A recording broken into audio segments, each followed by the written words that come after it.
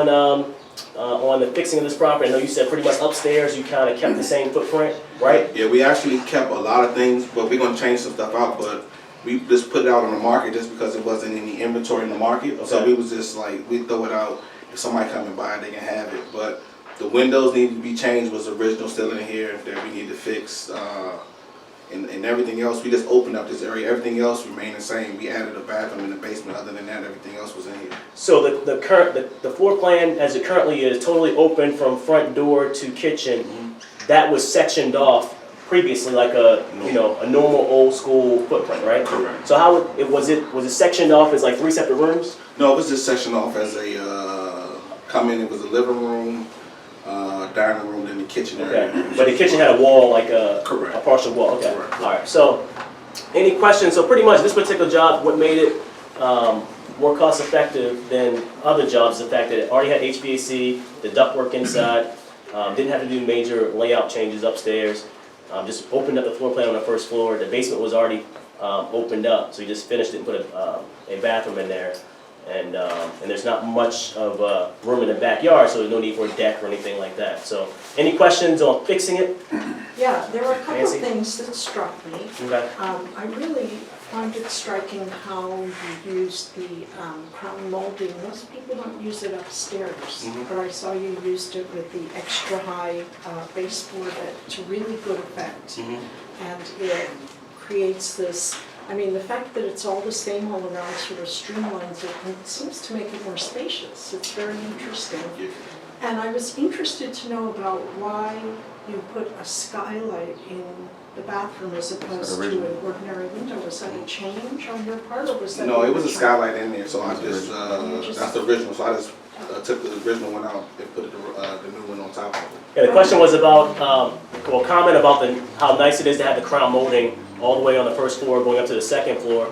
Just how it creates a, it's like a sight line effect, with your eyes, which makes it a little bit more spacious than upstairs. Nancy was saying that she was commenting on the fact of the skylight in the bathroom and asking why it was a skylight versus a window. And Chris was like, the skylight was already there. Skylight's always a nice effect for a bathroom.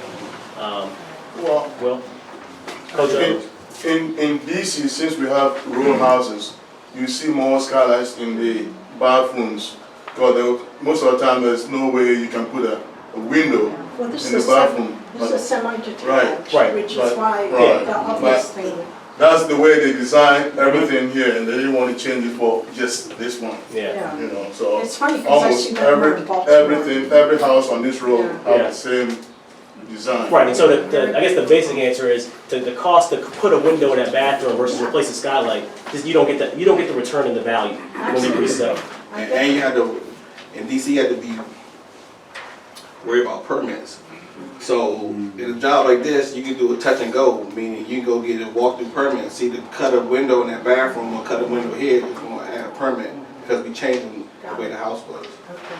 And you heavied up the electricity. I saw it was 200. It wasn't like that originally. No, it wasn't. Yeah. So we just did that because most people don't have more electrical items than they do. Yeah. Nancy, you're very, very good observations. You're going to be a very good addition to our team. Any other questions on fixing? Because you hadn't seen the property at the time when you secured the deal, do you have a general number in your head, like you assume that your renovation cost is going to be a certain amount per square footage? You said before you even saw it, you were thinking about 110. How did you come up with that number without even seeing the property? Not a problem. I have an internal formula that I use for DC, so I use about $90 per square foot. PG, I have a different number, different areas, because I know the finishes or what it's going to cost. So Northern Virginia, I might have $110 per square foot because I know I need to do high-end finishes. So it all depends on the area. I have different sections of what per square foot I pay to renovate a house. Thank you. Can you repeat that, please? What were those amounts again you just said? Not a problem. I said in DC, I usually use $90 per square foot. Okay. In other areas, I usually do it depending on the section or county or wherever they are. So in Northern Virginia, I might do 110. And it all depends on the area. Yeah, and if you hear those numbers, like Chris is saying, an estimate of $90 a square foot here in DC and 110 in Northern Virginia, a different number in PG County, don't think you're going to get those same numbers from a retail quote from a contractor you may first be getting a quote from. And then you're going to be like, well, Chris said this is from a relationship-based contracting crew he's done business with for years, multiple houses, so they're willing to discount their numbers, okay, based off relationship. They always are busy. They never have to tell their guys there's no work, so they can keep consistency with their crews and their subs, and they can come in at discounted pricing. You go to open market, just go to a real estate club or REIA, and the guy says, I'm a licensed contractor, you get him to do a quote for you. That $90 a square foot here in DC is going to be like $130 or $140 or something like that. That's just therein lies the value of you guys partnering with someone like us, to get the benefit of that discounted pricing, discounted labor and materials.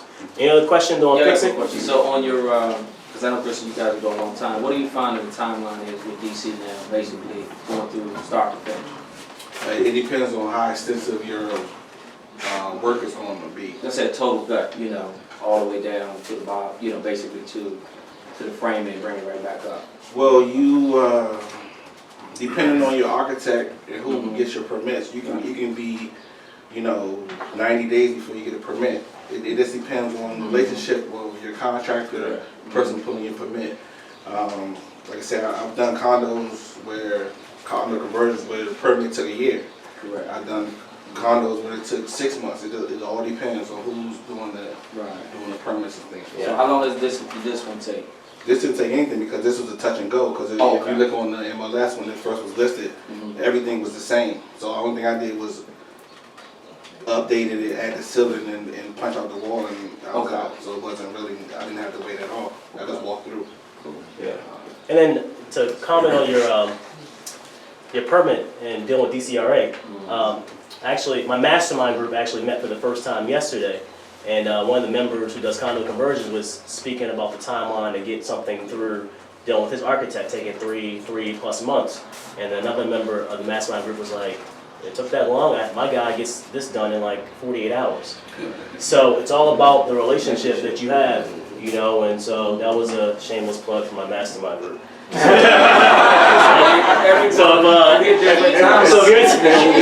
you're interested in inquiring about that, you can go to dealmastery.com and start an application. And it's a by invitation only mastermind group. Fill out an application, and I'll get back in touch with you. Any other questions about fixing? At what point do you need to use an architect? When you start changing the structure of the house, when you change the existing structure of the house, that's when you need an architect.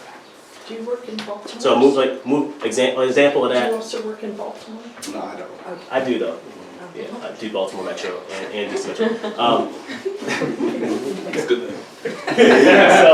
So you got everything covered as far as joining the team, Nancy. So Haley, an example. Obviously, if you're moving steps, right? If you're moving steps, that's obvious structural change to the house as an example. Any other questions on fixing? Just piggybacking off of what you just said, but what if you're taking out a wall that is not weight bearing, for example, or there was a closet that that when it was bought it was just kind of added in, and you just want to take it back to the original. Would you still need your architect for that? Would I? Well, it depends. We got the camera. It depends. It depends. I got you. The answer is it depends. That's why I gave Haley an example. Of where you would need, an architect. There's plenty of other examples, so we can't include or exclude all those examples in this one session right here. Any question over here? Yes. How hands-on are you with the design and all of that, or do you just leave that up to your contractor to kind of formulate what you think? Question is, how hands-on are we, and Chris specifically in this job, and myself, I'll answer too, with the design? Well, my first two, I was hands-on. But after that, this is the format that every house is going to look like. Everywhere in DC, Maryland, Virginia, it's going to look like this to an extent, meaning the colors and everything. So in the beginning, it was more hands-on, but now it's not. I barely see the house. Like I might see the house one time. Yeah. So question was how hands-on you are with your design on the houses. And Chris has said the first couple he was very hands-on. Now it's kind of cookie cutter. If you're doing rehabs, fix and flips in volume, you should have kind of like a blueprint for DC for PG County, and for Northern Virginia. You should pretty much be able to stick to that same blueprint, everything from two-tone colors, your baseboards, to your kitchen cabinets, to your bathrooms. Because the reason for that, not only once you find a blueprint that works and it sells, why reinvent the wheel, but also you start getting a discount on materials. You start buying granite in bulk. You start buying cabinets in bulk. I mean, you can get discounts on materials, so it just makes sense, from all different angles. Same with lighting fixtures and all that type of stuff. I guess you kind of answered that a little bit, Andre, but I was thinking, I know some other investors that they have a blueprint, so that's their house. When you walk into that house, that's that particular investor's house. I mean, I can throw names, but that's their design. But also, the question is, okay, we're in Northeast, but let's say we go up to Petworth, we go up to some other areas, Mr. Park, stuff like that. Are you, I'm asking you in particular, Christian, are you still want to use that design? Because some of those homes are at that 650 up plus mark versus maybe this side of town. And so, do you see yourself changing your scheme a little bit? Still making it your product, but a little different level. You feel what I'm saying? In those instances, we look at what people really like in the houses, which is the fixtures. So we'll update the appliances, we'll update the bathroom fixtures, things like that when we move into different areas. But the majority of this stuff is not something I created. When you go to new home builders, Ryan Homes, any other, you look and go through their model. We take their model and not dumb it down, but we use it in row homes. So whatever Ryan Home does and feature, we look at it and then we'll take that same concept and take it to these houses, row houses. And people are buying them, so why not? Why not? Yeah, so we don't. I could sit here and act like I invented this, or like I created this blueprint. This same thing as at Ryan Homes. You going where the buyers are buying. I mean, you give them what they want. Yeah, I mean they spend millions of dollars of market research, telling you what the buyer wants in this market, what they're looking for. So you just go in there, take a look at get their format. You can pick out the colors and everything based upon any new home builder house because they have a department that does nothing but research on that. Any other questions, Nancy? I was wondering, you were talking about relationship with contractors, what about with suppliers?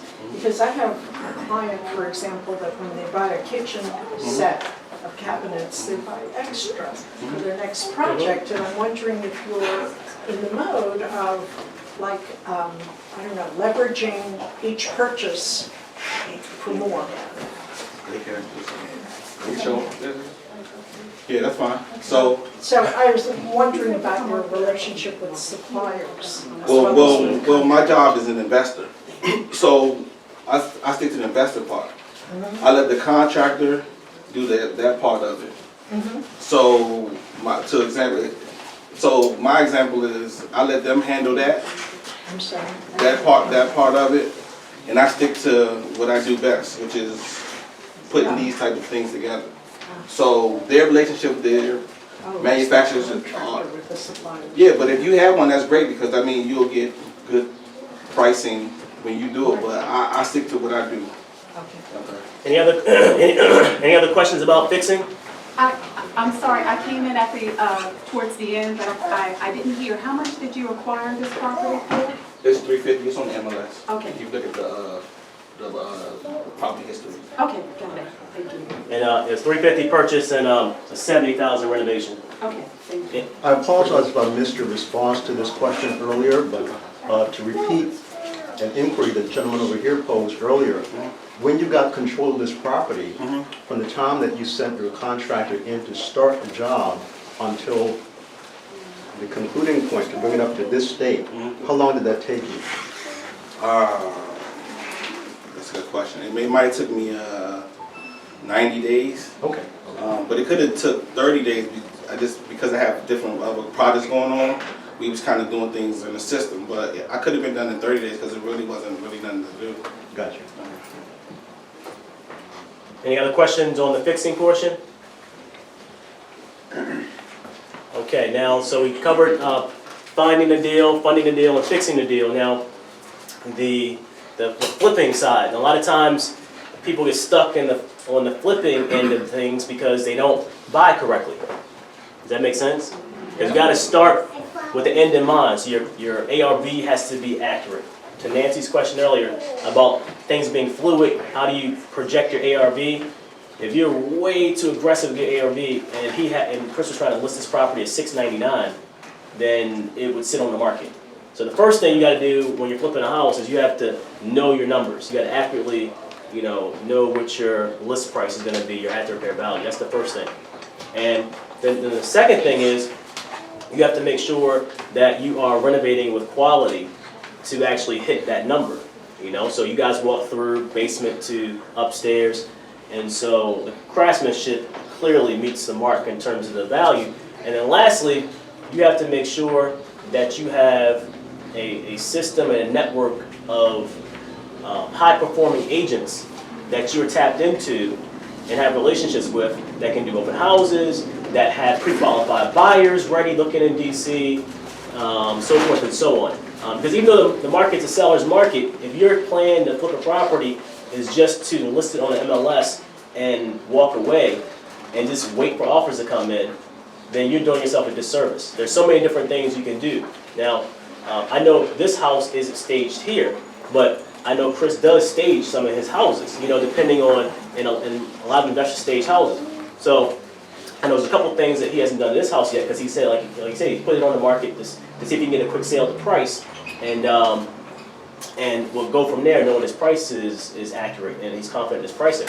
So when you're flipping a house and you're about to list it, you got to update your research on the list price, make sure it's still accurate from what you projected. Got to make sure that you have let people know that this listing was coming soon before you list it. Make sure you tap into your network of agents that are willing to do open houses for it, that are willing to bring their qualified buyers to it, and make sure you're not being cheap and you're willing to give them, a generous co-op percentage, for doing that. So, and any comments on that? No. I mean, that's pretty much a good way to conduct your business and do your business, because, like you're saying, if you do that, you can get repeat business in that instance. So, like I said, some people do stage, but I look at the days on market, and then I look at my pipeline of projects. So on this project right now, even if I got 550, I would take it because I'm still making good money. So it's enough spread to play around with it without staging. Well, he's not going to take 550. I'm not. I'm just saying. What we listed at 640 right now. That's what I think I put up on side. Yeah. Hey Chris, I know you and I have talked before. Are you still? And I don't know if there are any people that this apply to, but generally in the past, when you find deals, you generally got to work a relationship, with the agent that brings you the deal, as long as the margins are there. So on this particular one, this is when you found your own on the last? Yeah. Okay. Yeah. I said, like I said, the agents that work with me, in the morning I usually send out properties in the offer amount, and this is one of the ones that came when it was listed for what I could pay. Any questions on the flipping? I don't know that this is necessary to flip. I wanted to go back, since you didn't really plan to stage here, you're gonna wait to see how many days did you factor in the staging cost in your numbers? I didn't, but I know how much it's gonna cost to stage. But I kind of let the market play out how it's gonna play, just because of the amount of projects I do. But other people, if this is your only project, I would factor in a budget for staging. Just ballpark, what does it usually cost you to stage a 3-bedroom row house like this? In between $3,000 and $5,000. So what is the traffic since you put, The traffic's been good. As you can see, some people came in just now to look at the house, but the traffic's been good. Like I said, we just tested the waters to see, like you said, we hadn't finished the house, but people been coming through just because there's no properties in this area for sale, not much supply. So we're counting on this area selling the house. Any other questions on the fixing portion? Going once, going twice. All right, so we just covered, what I call the Power 4, find, fund, fix, and flip, kind of in general, and also for this particular property. Some of you walked in late, so I'm just going to recap a couple things, and then we're going to walk over to the other property, which is about 3 blocks away. So if you came in late, make sure you stop at the check-in desk here before you leave and fill out this investor questionnaire. It's critical that you fill this out because I'll personally follow up with you, see where you are, in your investing career, where you've been, where you are, and where you want to go. We work with newbies and we work with experienced rehabbers. I sat down about a month ago with two guys that come to the deals meetup that do fix and flips in DC, but they only have enough cash to do one deal at a time. And they were like, I work full-time, I have another full-time job, talking to two partners. They were like, I'd love to partner with you to leverage the systems you have in place to get my deal flow up. So that's an example of partnering with somebody that has experience. If you're a newbie and you're just looking, you don't know, where to start, that first deal, to find it or to fund it, again, fill out that questionnaire and I'll talk to you about how you can get in, okay? Also, there's a flyer on the table that wasn't on the table when you guys first walked in. Take that flyer, make sure you fill it out, and we'll see how we can plug you in to work in some of the leads we have. For example, Nancy just said that she's a licensed agent, and whether you're happy or you're not happy with your current brokerage, it would behoove you to figure out how you can tap into our network, because we'll tap you into all the deal finding, funding, fixing, and flipping resources we have to help you do more deals and make more money. So, everything from giving you leads like probate leads to expired listings to code violation leads to vacant house leads, all in Maryland and in DC. I think that's about it. Any questions before we go over to the other property? Okay, so thank you guys for coming out. If you have not yet been to the Deals Meetup on the first Wednesday of the month, just go to dealsmeetup.com. One second. Go to dealsmeetup.com. You can get more information about the Deals Meetup. It's all about deals, real estate meetup. You come to pitch your deals if you have one. You come to find great deals. You can network, partner with people, and invest. So it's the first Wednesday of the month at the Harborside Hotel. We start at 5:30, a happy hour from 5:30 to 6:30. You get a free drink. First drink cocktail is on us. And then you'll meet people, experienced investors, people that have money. Every month there's somebody gets up there, no kidding, that says, I have $500,000, I have $1 million line of credit, I'm looking to buy properties, I'll partner with you.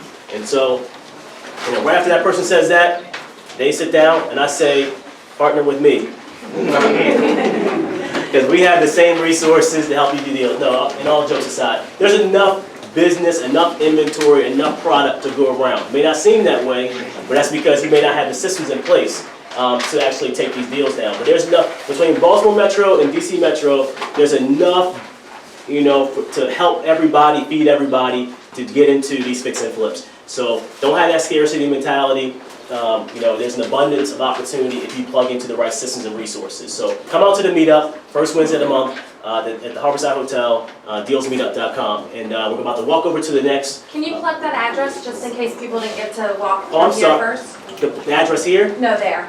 Okay, the address at one second. At the Deals Meetup, the address for Harborside Hotel is 6400 Oxon Hill Road. That's the first Wednesday of the month. dealsmeetup.com. Now, we're going to walk from where we are on location over to the second property, and you can just follow the herd. But Chris, what's the address? 1809 H Street, which is down the street. 1809 H Street. 1809 H as in Harry. 1809 H as in Harry Street, down the street, okay? And just follow the herd down there. And we'll see you down there in about 10 minutes. Thank you. Did you do the work here? Okay, how you doing? See, why we been? I came to see if I can find some funding for a condo conversion. Hey Sam, I'm gonna send you an invite on Facebook so we can connect. Is that all right? Remember we had a system going on that I was going to try to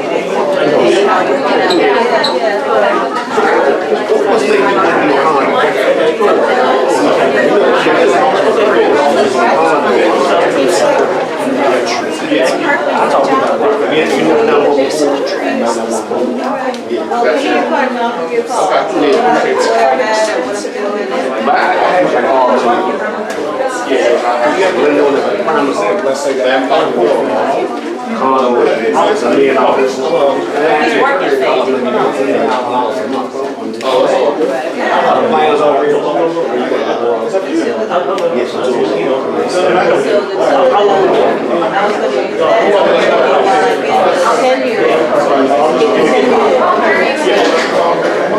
You can even call on that. Yeah. Because I might be.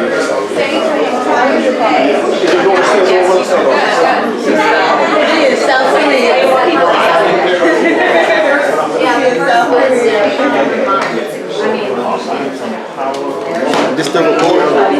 Yeah, I'm on the still recording. Yeah, come see me to get a ticket though. I have a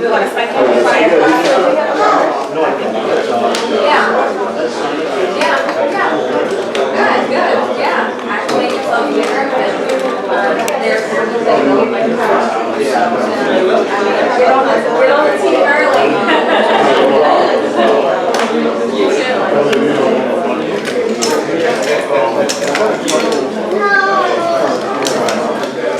Miss Sabina.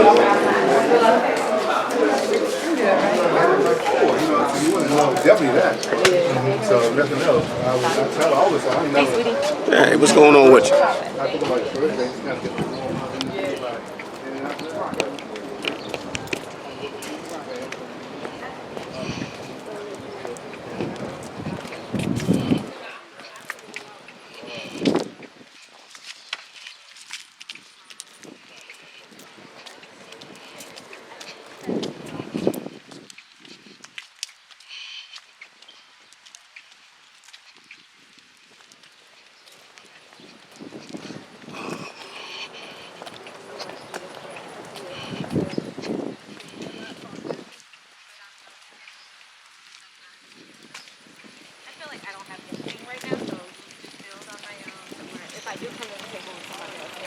Are you ladies enjoying the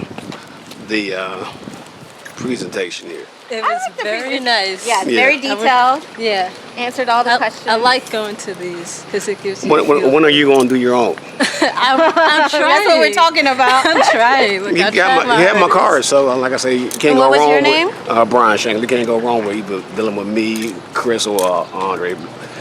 Same end result, different styles. Well, I have a couple of vacants on my list, so I'll shoot them over to you. Yeah, where they're located? Mainly PG County, Temple Hills. Contact the owner. You contact the owner yet? I'm trying to contact the owner. I've sent out some letters that got returned. Call me tomorrow. I skip trace. I charge like $7 for skip trace. I got a couple of them, so I only give you a few right now because I don't have like 7. But yeah, I'll send them to you. But that's the hardest thing is finding the owner for the vacants. No, if you skip tracing, you can actually find it. Okay. You can find it. There you go. Yeah, I'm working on it. Trust me, I'll contact you if I have any deals.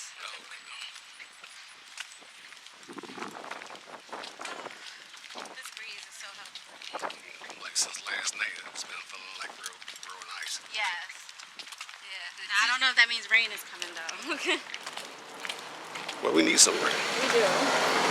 At first, I thought all I needed to do was like step outside, get some air.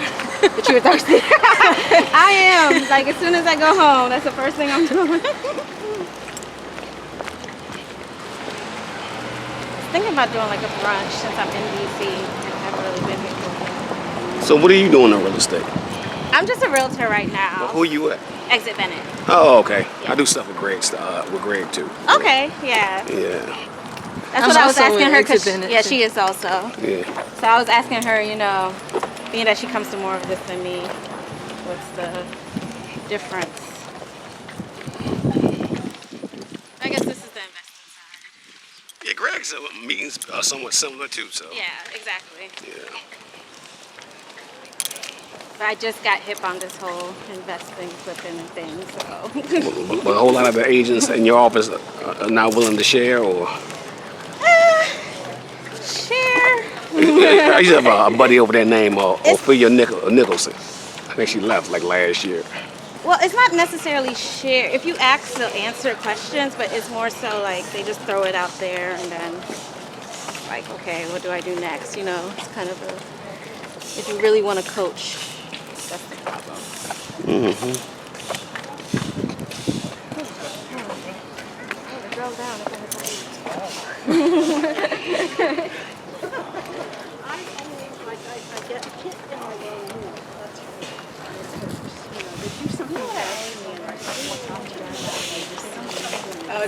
You know yeah.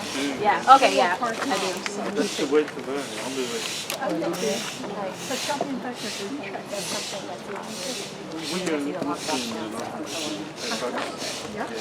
You know what I mean? Like, how do you know? On my list if I see it. You just scrub for it later and I just research it later.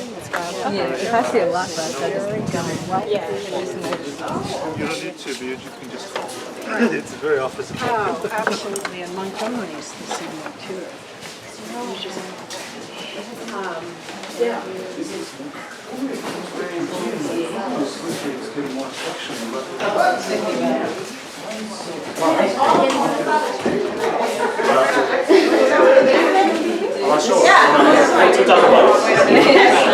That's your going here.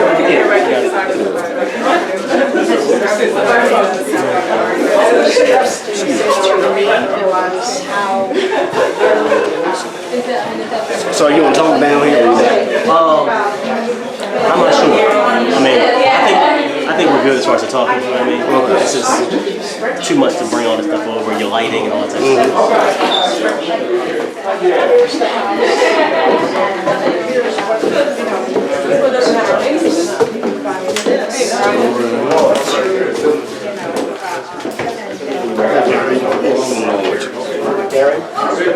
Gary Sports.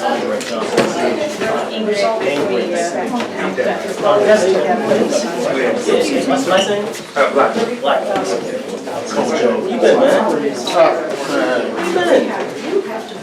Can we talk? Okay. Yeah. Okay. We can talk later. It's been a while. Yeah, it's been a while. Yeah. Miss seeing you. I was even supposed to be good, but that's all now. Miss seeing you, man. You wanted to.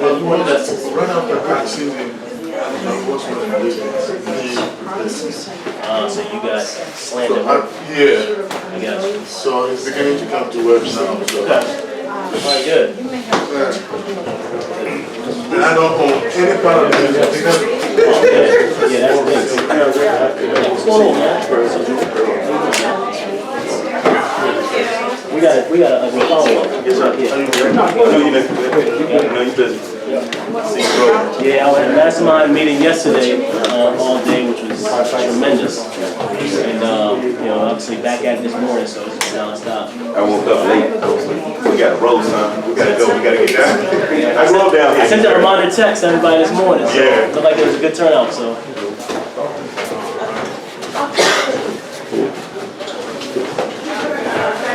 Probably certain houses.